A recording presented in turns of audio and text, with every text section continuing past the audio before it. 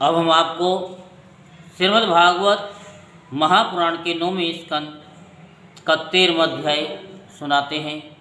सो आप सभी मन को एकाग्र करते हुए ध्यानपूर्वक श्रवण करेंगे। राजा निमि के वंश का वर्णन। श्री सुखदेव जी कहते हैं, परीक्षित इक्ष्वाकु के पुत्र थे निमि। उन्होंने यज्ञ आरंभ करके महर्षि वशिष्ठ को ऋत्विज के रूप में वर्ण किया। वशिष्ठ जी ने कहा कि राजन, इंद्र अपने यज्ञ के लिए मुझे पहले ही वर्ण कर चुके हैं। उनका यज्ञ पूरा करके मैं तुम्हारे पास आऊँगा, तब तक तुम मेरी प्रतीक्षा करना। ये बात सुनकर राजा निमि चुप हो रहे और वशिष्ठ जी इंद्र का यज्ञ कराने चले गए। विचारवान निमि ने ये सोचा कि जीवन तो क्षण भंगुर है, विलंब करना उचित न समझा और यज्ञ प्रारंभ कर दिया। जब तक गुरु वशिष्ठ जी न लौटे तब तक के लिए उन्होंने दूसरे ऋत्विजों को वर्ण कर लिया। गुरु वशिष्ठ जी जब इंद्र का यज्ञ संपन्न करके लौटे तो उन्होंने देखा कि उनके शिष्य निमि ने तो उनकी बात न मानकर यज्ञ प्रारंभ कर दिया। उस समय उन्होंने शाप दे दिया कि निमि को अपनी विचारशीलता और पांडित्य का बड़ा घमंड है, इसलिए इसका शरीर पात हो जाए। निमि की दृष्टि में गुरु वशिष्ठ का ये शाप धर्म के अनुकूल नहीं था, प्रतिकूल था। इसलिए उन्होंने भी शाप दे दिया कि आपने लोभवश अपने धर्म का आदर नहीं किया, इसलिए आपका शरीर भी गिर जाए। ये कहकर आत्मविद्या में निपुण निमि ने अपने शरीर का त्याग कर दिया। परीक्षित, इधर हमारे वृद्ध पर पिता में वशिष्ठ जी ने भी अपना शरीर त्याग कर मित्रावरुण के द्वारा उर्वशी के गर्भ से जन्म ग्रहण किया।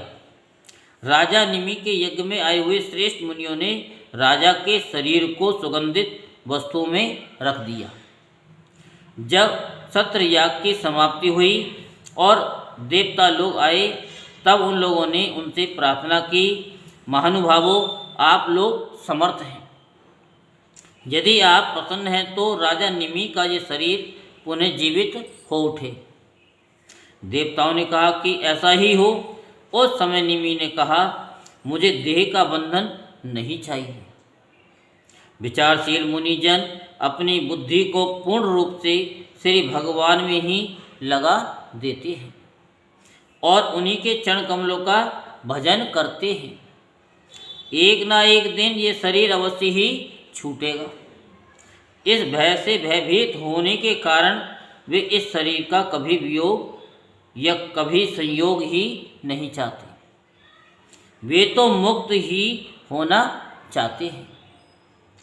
अतः मैं अब दुख, शोक और भय के मूल कारण इस शरीर को धारण करना नहीं चाहता। जैसे जल में मछली के लिए सर्वत्र ही मृत्यु के अवसर हैं, वैसे ही इस शरीर के लिए भी सब कहीं मृत्यु ही मृत्यु है। देवताओं ने कहा कि मुनियों, राजा निमि बिना शरीर के ही प्राणियों के नेत्रों में अपनी इच्छा के अनुसार निवास करें। वे वहाँ रहकर सूक्ष्म शरीर से भगवान का चिंतन करते रहें। पलक उठने और पलक गिरने में उनके असित तत्व का पता चलता रहेगा। इसके बाद महर्षियों ने ये सोचकर कि राजा के न रहने पर लोगों में अराजकता फैल जाएगी, निमि के शरीर का मंथन किया। उस मंथन से एक कुमार उत्पन्न हुआ। जन्म लेने के कारण उसका नाम हुआ जनक। विदेह से उत्पन्न होने के कारण वैदेह और मंथन से उत्पन्न होने के कारण उसी बालक का नाम मिथिल हुआ। उसी ने मिथिलापुरी बसाई। परीक्षित, जनक का उदावसु, उसका नंदीवर्धन, नंदीवर्धन का सुकेतु, उसका देवरात, देवरात का बृहद्रथ और बृहद्रथ का महावीर्य, महावीर्य का सुधृति, सुधृति का धृष्टकेतु, धृष्टकेतु का हर्यस और उसका मरु नामक पुत्र हुआ। मरु से प्रतिपक और प्रतिपक से कृतिरथ और कृतिरथ से देवमेढ़ और देवमेढ़ से विश्रुत और विश्रुत से महाधृति का जन्म हुआ। महाधृति का कृतिरात और कृतिरात का महारोमा, महारोमा का स्वर्णरोमा और स्वर्णरोमा का पुत्र हुआ ह्रस्वसोमा। इसी ह्रस्वसोमा के पुत्र महाराज शेरध्वज थे।